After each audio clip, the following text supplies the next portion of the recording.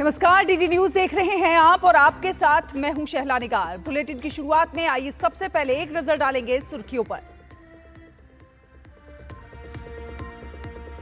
Monsoon सत्र के तीसरे दिन आज दोनों सदनों में पेश किए जाएंगे अहम विधेयक। राज्यसभा की बिजनेस एडवाइजरी कमेटी की बैठक भी आज।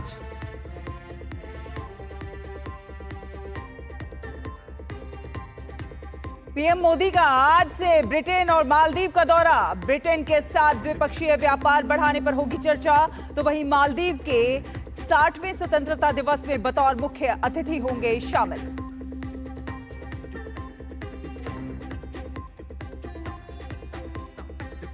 संयुक्त राष्ट्र में भारत के स्थायी प्रतिनिधि पी हरीश ने पाकिस्तान को फिर लिया आड़े हाथों। कहा, आतंकवाद और अंतर्राष्ट्रीय शांति के मुद्दों पर पाकिस्तान का दोहरा चरित्र अस्वीकार्य।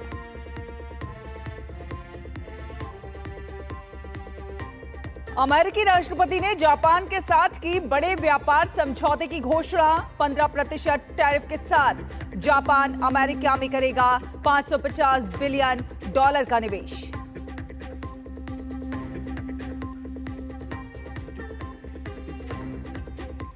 और सावन की शिवरात्रि पर सजे शिवालय, चारों ओर बम भोले और हर हर महादेव की गूंज। यात्रा के अंतिम दिन भगवान शिव का जलाभिषेक कर रहे हैं कांवड़िए।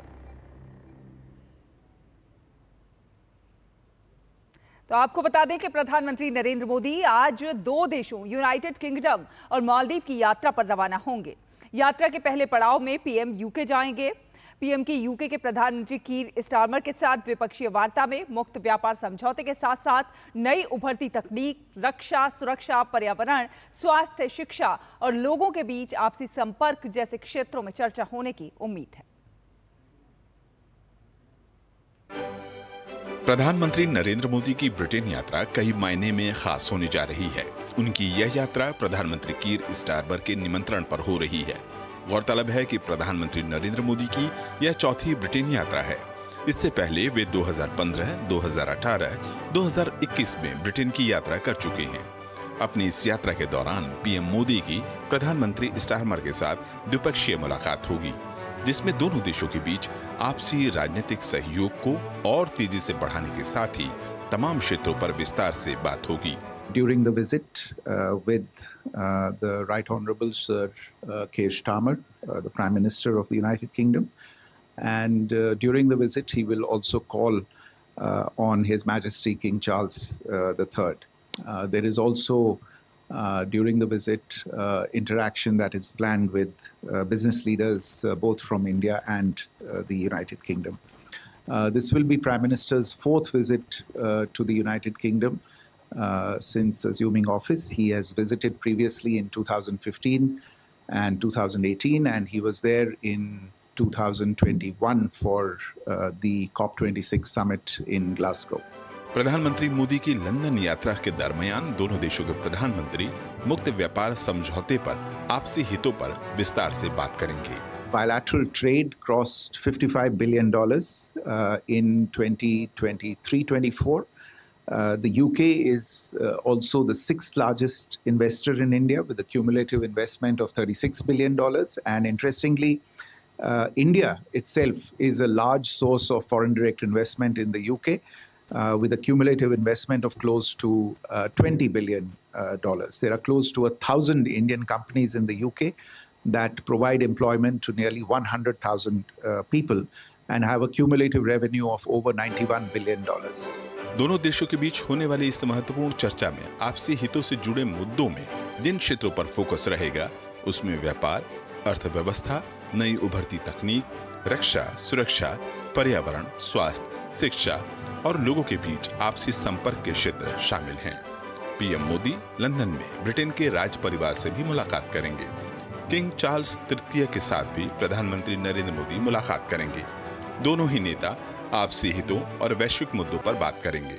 इस यात्रा से दोनों देशों को द्विपक्षीय संबंध मजबूत करने में मदद तो मिलेगी ही, इसके साथ ही क्षेत्रीय और वैश्विक मुद्दों पर भी आपसी समझ बेहतर करने का मौका होगा। लंदन से आरेंद्र प्रताप सिंह की रिपोर्ट, डीडी न्यूज। प्रधानमंत्री नरेंद्र मोदी की इस यात्रा से जहां भारत और यूके के बीच में आर्थिक अध्याय की एक नई शुरुआत होगी, तो दोनों ही देशों के बीच में आपसी रणनीतिक समझ को विस्तार देने का भी एक मौका होगा। दोनों ही दो बड़ी लोकतांत्रिक शक्तियां शांति और स्थिरता के साथ में आर्थिक तरक्की का एक बड़ा संदेश देती भी नजर आएंगी। कैमरा पर्सन संजय जैना के साथ मैं Aryan Pratap Singh, DD news, London. और यात्रा के दूसरे चरण में प्रधानमंत्री नरेंद्र मोदी 25 से 26 जुलाई तक मालदीव की राजकीय यात्रा पर रहेंगे। प्रधानमंत्री 26 जुलाई को मालदीव की स्वतंत्रता की 60वीं वर्षगांठ के समारोह में मुख्य अतिथि होंगे। इस यात्रा के दौरान प्रधानमंत्री मोदी और मालदीव के राष्ट्रपति डॉक्टर मोहम्मद मोइजू के बीच मुलाकात होगी, जिसमें आपसी हितों के मुद्दों पर चर्चा की जाएगी। ये यात्रा दोनों देशों के बीच द्विपक्षीय संबंधों को और गहरा और सुदृढ़ करने का अवसर प्रदान करेगी। संसद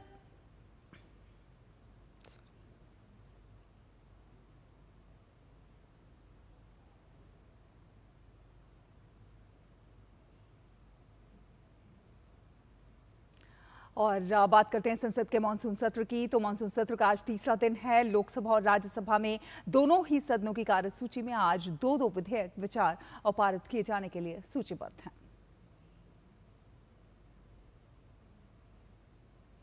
और आज लोकसभा में केंद्रीय खेल मंत्री doctor Mansukh Mandaviya national sports governance bill पेश करेंगे और इस विधेयक का उद्देश्य देश में खेलों का विकास और प्रोत्साहन करना है, जिसमें खिलाड़ियों की कल्याणकारी योजनाएं, खेलों में नैतिकता और पारदर्शिता, ओलंपिक और पैरालंपिक चार्टर के अनुरूप कार्यप्रणाली को अपनाना शामिल है। इसके अलावा इस विधेयक में खेल संबंधी शिकायतों और विवादों के समाधान के लिए एक प्रभावी प्रणाली स्थापित करने का प्रावधान है। इसके साथ ही डॉक्टर मनसुख मांडविया राष्ट्रीय एंटी डोपिंग संशोधन विधेयक 2025 विधेयक पेश करेंगे। ये विधेयक राष्ट्रीय एंटी डोपिंग अधिनियम 2022 में जरूरी संशोधन के लिए लाया जा रहा है। इसका मकसद डोपिंग रोधी कानूनों को और अधिक प्रभावी, पारदर्शी और अंतर्राष्ट्रीय मानकों के अनुरूप बनाना है। राज्यसभा की बात की जाए तो आज राज्यसभा में दो महत्वपूर्ण विधेयक विचार और पारित किए जाने के लिए सूचीबद्ध हैं। इनमें समुद्र से माल परिवहन विधेयक 2025 और तटीय शिपिंग विधेयक 2025 शामिल हैं। केंद्रीय पत्तन, पोत, परिवहन और जलमार्ग मंत्रालय मंत्री सर्बानंद सोनोवाल दोनों विधेयक पेश करेंगे।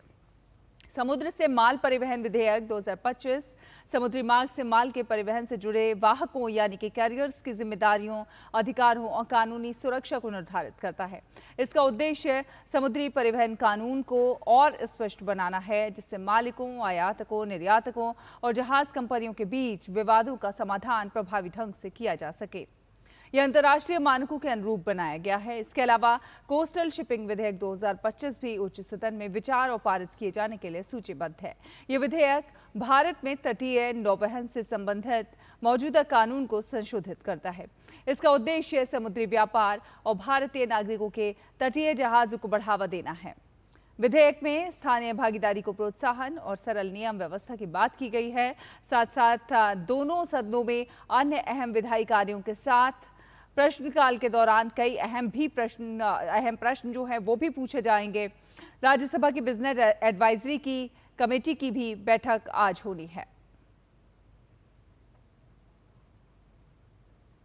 आगे बढ़ेंगे, आपको बता दें कि देश का सबसे बड़ा मजदूर संगठन भारतीय मजदूर संघ के 70 साल पूरे हो रहे हैं और इसी कड़ी में आज राजधानी दिल्ली में भारतीय मजदूर संघ एक भव्य कार्यक्रम का आयोजन करने जा रहा है। कार्यक्रम को राष्ट्रीय स्वयंसेवक संघ के प्रमुख डॉक्टर मोहन भागवत संबोधित करेंगे।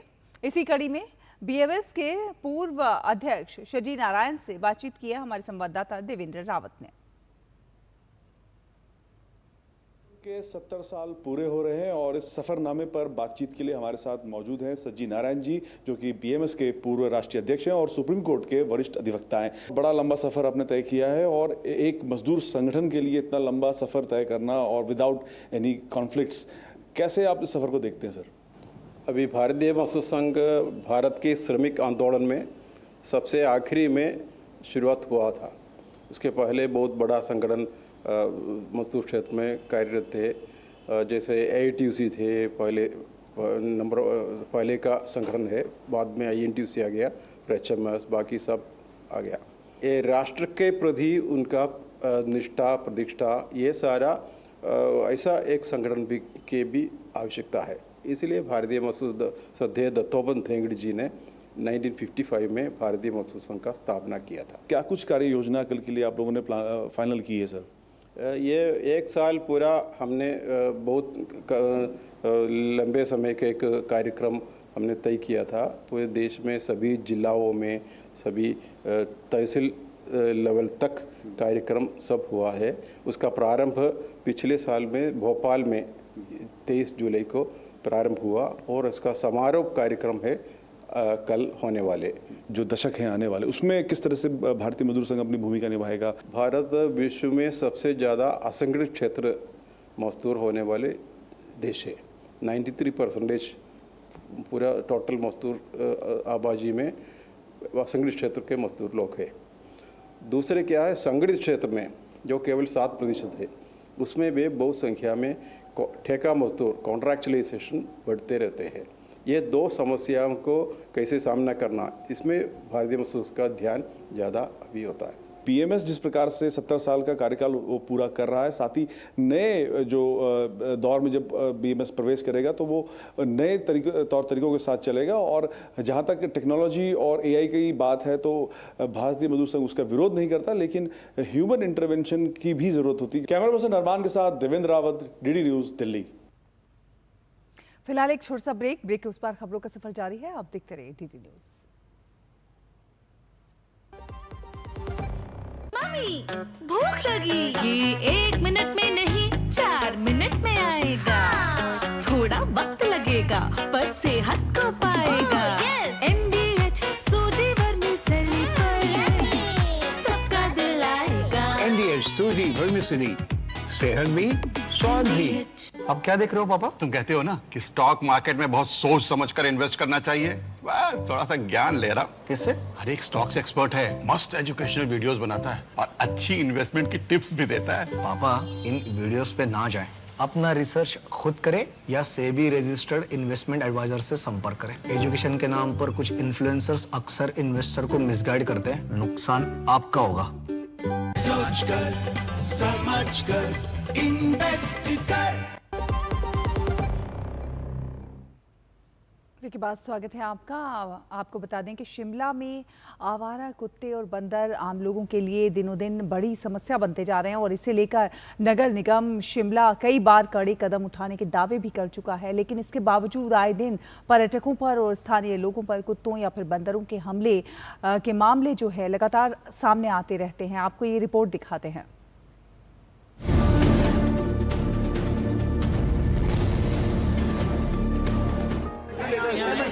हाल ही में मोबाइल कैमरे से शूट किया गया ये वीडियो शिमला के मॉल रोड का है। शिमला में आवारा कुत्तों का आतंक कोई नया नहीं है। लोग मांग करते हैं कि आवारा कुत्तों को पकड़ा जाए, कैद किया जाए, लेकिन दिक्कत ये है कि कानून इसकी इजाजत नहीं देता। दरअसल आवारा कुत्तों को साल 1960 के पशु क्रूरता निवारण अधिनियम की धारा 38 के तहत संरक्षित किया जाता है। पशु जन्म नियंत्रण अधिनियम 2001 के मुताबिक कुत्तों को उनके क्षेत्र से स्थानांतरित या हटाया भी नहीं जा सकता। भारतीय दंड संहिता की धारा 428 और 429 के मुताबिक कुत्तों या किसी भी आवारा जानवर को छेड़ना या उन्हें परेशान करना कानूनी अपराध है। इंसानों के अधिकारों के संरक्षण के साथ साथ पशुओं के अधिकारों के लिए भी हिंदुस्तान में कई कानून बने हैं और इसी में पशु क्रूरता निवारण अधिनियम 1960 शामिल है। इसी की वजह से पशुओं पर किसी भी तरह की पाबंदी लगाना, उन्हें कैद करना या उनके खिलाफ किसी भी तरह की कार्रवाई करना प्रतिबंधित है। और यही कानून वजह बन रहा है कि शिमला जैसी जगह में आवारा कुत्तों को लेकर या जो बंदर शिमला के माल रोड पर या आसपास के जो पर्यटन स्थल है वहां पर घूमते रहते हैं, उनके खिलाफ कार्रवाई प्रशासन नहीं कर पाता। इन कानूनों की वजह से प्रशासन के लिए भी आवारा कुत्तों के खिलाफ कोई कार्रवाई करना आसान नहीं रह जाता। ऐसे में इसका सिर्फ एकमात्र जरिया बचता है कुत्तों की जनसंख्या को नियंत्रित करने के लिए उनकी नसबंदी करना। हम हर रोज इसमें अब डे बाई डे बढ़ोतरी करें और हमारा टारगेट है कि हम 100% स्टेलाइज करें। कुत्तों के हम रजिस्ट्रेशन भी कर रहे हैं। हमारे पास जो जितने नंबर ऑफ जो स्टेलाइजेशन है उसको स्टेलाइज जितने लोग कुत्तों को कर रहे हैं वो भी हमारे पास है।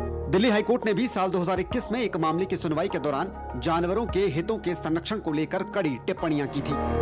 कोर्ट ने कहा था कि जानवरों को भी कानून के तहत करुणा, सम्मान और गरिमा के साथ व्यवहार का अधिकार है।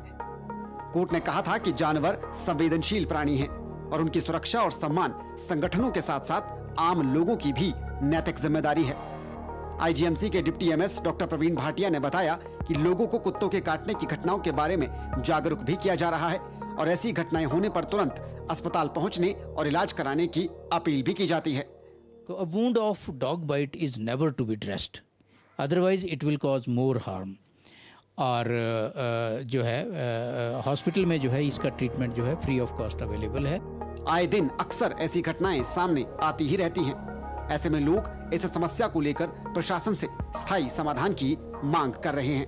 धीरे धीरे ये समस्या प्रशासन के लिए, नगर निगम शिमला के लिए एक बड़ी चुनौती बनती जा रही है। शिमला से कैमरा पर्सन राकेश कुमार के साथ धर्म प्रकाश, टीडी न्यूज़। अब बात करते हैं छत्तीसगढ़ की। छत्तीसगढ़ प्राकृतिक विविधता, सांस्कृतिक और पारंपरिक इतिहास के लिए पूरे देश में प्रसिद्ध है। ये एक ऐसा राज्य है जो जंगलों से घिरा हुआ है। यहाँ पर कई ऐसी जगहें हैं जो अपनी खूबसूरती के लिए दुनिया भर में मशहूर हैं। देखिए ये खास रिपोर्ट। छत्तीसगढ़ के कबीरधाम में स्थित सरोधा दादर गांव यहाँ आने पर पर्यटकों को स्वर्ग जैसा एहसास कराता है। इस गांव की सुंदरता इतनी आकर्षक है कि न सिर्फ भारत के कोने कोने से बल्कि विदेशों से भी पर्यटक यहाँ खींचे चले आते हैं। ये नजारा किसी हिल स्टेशन का नहीं बल्कि छत्तीसगढ़ के एक छोटे से गांव का है। एक ऐसा गांव जो अपनी सुंदरता, स्वच्छता और सांस्कृतिक पहचान की वजह से अब सिर्फ देश ही नहीं विदेश से भी पर्यटकों को आकर्षित कर रहा है। सरोधा दादर गांव में टूरिस्ट के रुकने के लिए बेहतर इंतजाम है। यहाँ छत्तीसगढ़ टूरिज्म बोर्ड ने लगभग 11 एकड़ जमीन पर एक खास रिजोर्ट बनाया है जिसका नाम बैगा एथनिक रिजोर्ट है। तो बहुत ही अच्छा लग रहा है सर, पहले से तो बहुत ही अच्छा डेवलप हो चुका है और हम लोग को बहुत अच्छा लग रहा है। मेरे साथ बहुत सारे दोस्त भी आए मेरे, सब इधर उधर घूम रहे हैं। काफ़ी अच्छा सभी लग रहा है। यहाँ पे माहौल भी बहुत अच्छा हुआ है, मौसम के हिसाब से भी अभी बहुत अच्छा है। सिक्योरिटी भी बहुत सही है सर, यहाँ कोई दिक्कत नहीं है। आराम से आप फैमिली के साथ आ सकते हैं और बिल्कुल कोई दिक्कत नहीं होने वाली है। साल 2023 में सरोधा दादर गांव को देश भर के 795 पर्यटन ग्रामों में से चुना गया और केंद्रीय पर्यटन मंत्रालय द्वारा रजत श्रेणी में सर्वश्रेष्ठ पर्यटन ग्राम पुरस्कार से सम्मानित किया गया। ये उपलब्धि न केवल इस गांव की सुंदरता को दर्शाती है बल्कि इसके सतत विकास और सांस्कृतिक संरक्षण के प्रयासों को भी मान्यता देती है। सरोधा दादर तो अच्छा उन्नत हो चुका है, वहाँ पर रिसोर्ट्स भी बने हुए हैं जो फुल चलते हैं और ऐसे सुरम्य वातावरण में रात्रि विश्राम सुबह देखना ये सरोधा दादर में बहुत अच्छे से हो सकता है। आते भी हैं लोग। पीड़ा घाट भी एक बहुत अच्छी जगह है जो ट्रैकिंग रूट पर पड़ता है वहाँ से। वहीं से पास में सरोधा बांध भी है, भोरमदेव के आसपास शेरकी महल, मड़वा महल, गोदाई धोनो, ऐसे विभिन्न स्थान है। उसके भी डेवलपमेंट का काम चल रहा है। कवर्धा में पर्यटन के लिए असीम संभावनाएं हैं और उस पर हम सब मिलकर काम कर रहे हैं। छत्तीसगढ़ का ये गांव राज्य के पर्यटन संभावनाओं का एक शानदार उदाहरण है जो ये साबित करता है कि ग्रामीण भारत भी वैश्विक पर्यटन मानचित्र पर अपनी खास जगह बना सकता है। छत्तीसगढ़ को अक्सर हम उसकी खनिज संपदा, घने जंगलों और जनजातीय विरासत के लिए जानते हैं, लेकिन इस राज्य के गांव में भी अनोखी सुंदरता और संस्कृति समृद्धि से किसी पहचान के लिए मोहताज नहीं है। छत्तीसगढ़ के कबीरधाम जिले के सरोधा दादर गांव में न सिर्फ प्रकृति सौंदर्य का प्रतीक है बल्कि आदिवासी संस्कृति और आत्मनिर्भर ग्राम विकास का मिसाल भी बन चुका है। इस गांव में देश भर के लोग यहां आकर न सिर्फ सुकून महसूस करते हैं बल्कि छत्तीसगढ़ की लोक संस्कृति को करीब से समझते हैं। अपने सहयोगी संजय तिवारी के साथ सोमेश पटेल, डीडी न्यूज़, छत्तीसगढ़। और बदायूं में सावन के महीने में खुदाई में पंचमुखी शिवलिंग निकलने की घटना चारों ओर चर्चा का विषय बनी हुई है। एक कार्यक्रम के दौरान जेसीबी से तालाब की खुदाई करते समय 6 फीट नीचे एक अद्भुत और प्राचीन पंचमुखी शिवलिंग निकला है, जिसके बाद दर्शन के लिए श्रद्धालुओं का यहां पर तांता लग गया है। सावन का पवित्र महीना बदायूं के सराय पिपरिया के लिए और भी ज्यादा विशेष और भक्तिमय हो गया है। दरअसल वाटर वुमेन शिप्रा पाठक की ओर से कमल की खेती को बढ़ाने के लिए तालाब की खुदाई कराई जा रही थी। तभी अचानक तालाब से प्राचीन शिवलिंग निकल आया। शिवलिंग निकलने की सूचना देखते देखते आसपास के गांव में फैल गई और फिर क्या था, भोले बाबा के दर्शन के लिए ग्रामीणों का तांता लग गया और पूजा अर्चना शुरू हो गई। शिप्रा पाठक के पिता बीजेपी नेता शैलेश पाठक का कहना है कि शिवलिंग जहां निकला है वहां विशाल मंदिर बनवाया जाएगा। ये पंचमुखी शिवलिंग लगभग 300 साल से भी ज्यादा पुराना बताया जा रहा है। धर्म में आस्था चमत्कार हो इसलिए नहीं करना चाहिए। अगर आप आस्था रखते हैं तो चमत्कार होता ही है। चमत्कार के लिए आस्था नहीं होनी चाहिए। देव प्रसन्न हुए हैं और उन्होंने ये चयन किया है कि वो यहाँ पर अब विराजेंगे। हम लोगों का सौभाग्य, मतलब यहाँ पर शंकर जी जैसे बताया कि निकले हैं वहाँ, हम तो बैठे थे एकदम लोग दौड़ने लगे, हमको ये लगा कोई दुर्घटना तो नहीं हो गई। तो ये हम लोगों के लिए बहुत अच्छी बात है। प्राचीन है और ये पंचमुखी है, जिसे पशुपतिनाथ बोलते हैं, वो मूर्ति है और लगभग 6-7 फीट की गहराई की निकली है। 100-200 साल तो पुरानी होगी लगभग, पानी के चला हुआ, क्योंकि आज की तो है ना जी। अगर आज की होती तो और तरह की होती। जल अभिषेक होना चाहिए, हाँ, क्योंकि स्वयं शंकर का दर्शन है साक्षात। शिवलिंग पंचमुखी है और संगमरमर के पत्थर से बना हुआ है। सावन के महीने में खुदाई में पंचमुखी शिवलिंग निकलने की घटना से लोगों में खासा उत्साह है। शिवलिंग निकलने की सूचना पर कई गांव के बच्चे, बूढ़े, युवा और महिलाएं भी दर्शन के लिए उमड़ पड़े हैं। Bureau report, DD news. और मध्य प्रदेश के मुफ्ती आजम डॉक्टर मौलाना मोहम्मद मुजाहिद रजा ने राज्य के मुस्लिमों के लिए खुला खत लिखा है, जिसमें वे कह रहे हैं कि सूबे में एनआरसी कभी भी लागू हो सकता है, लेकिन मध्य प्रदेश सरकार का कहना है कि जब तक इस पर कोई गाइडलाइन नहीं आ जाती तब तक किसी को घबराने की जरूरत नहीं है। एनआरसी को लेकर मध्य प्रदेश के मुफ्ती आजम का खत वायरल। डॉक्टर मौलाना मोहम्मद मुजाहिद रजा ने पत्र जारी कर मुसलमानों से की अपील। मुसलमानों से नागरिकता और पहचान संबंधी दस्तावेज दुरुस्त करने की अपील। मुफ्ती ने कहा, मध्य प्रदेश सरकार कभी भी शुरू कर सकती है एनआरसी। एनआरसी को लेकर डिप्टी सीएम ने कहा, घबराने की जरूरत नहीं। मध्य प्रदेश के मुफ्ती आजम डॉक्टर मौलाना मोहम्मद मुजाहिद रजा का ये खत इन दिनों राज्य में वायरल हो रहा है, जिसमें वो मध्य प्रदेश में राष्ट्रीय नागरिक रजिस्टर जल्द लागू होने की बात कह रहे हैं। मुफ्ती आजम ने मुस्लिम समुदाय के लोगों से अपील की है कि अपने सभी दस्तावेज तैयार कर लें, क्योंकि मध्य प्रदेश सरकार कभी भी एनआरसी शुरू कर सकती है। मध्य प्रदेश के मुफ्ती आजम ने खत में ये तक लिखा है कि हमारे मुल्क में एनआरसी की पड़ताल बहुत जोरों पर चल रही है, जिसका हल्ला पहले भी हो चुका है। एनआरसी, सीएए और एनपीआर के मुद्दों को लेकर बीजेपी हुकूमत बहुत उत्सुकता से गौर फिक्र कर रही है। इससे पहले हमें अपनी नागरिकता को भारतीय साबित करने के लिए कागजात की तैयारी पूरी करनी होगी। हालांकि राज्य के उप मुख्यमंत्री राजेंद्र शुक्ल से जब ये सवाल पूछा गया कि क्या राज्य में एनआरसी लागू हो रहा है, तो उन्होंने कहा कि लोग आधी अधूरी जानकारी पर बात करते हैं, इस पर संज्ञान लेने की आवश्यकता नहीं है। देखिए, आधी अधूरी जानकारी पर लोग बात करते हैं, उस पर हम लोगों को बहुत संज्ञान नहीं लेना चाहिए। जब इस प्रकार की कोई कार्रवाई जिम्मेदार अथॉरिटी से जब तक दस्तावेज के रूप में हमारे सामने नहीं आती है, तब तक इसमें कुछ भी कहना ठीक नहीं। हालांकि राजनीतिक पंडित मानते हैं कि ये प्रक्रिया उन राज्यों के लिए ज्यादा जरूरी है जहां घूसपैठियों की संख्या ज्यादा है। मध्य प्रदेश में फिलहाल एनआरसी की जरूरत नजर नहीं आती। एनआरसी को लेकर मुफ्ती साहब का एक पत्र इस समय वायरल हो रहा है, जबकि राज्य सरकार और केंद्र सरकार के द्वारा एनआरसी को लेकर किसी प्रकार की कोई एक्टिविटीज की जा रही, इसकी जानकारी हम लोगों को नहीं है। हालांकि केंद्र सरकार ने भी एनआरसी को लेकर कोई अंतिम निर्णय नहीं लिया है, लेकिन सुप्रीम कोर्ट में दिए गए हलफनामे और संसद में दिए गए बयानों से ये स्पष्ट होता है कि सरकार इसे एक संभावित नागरिकता सत्यापन प्रक्रिया मानती है।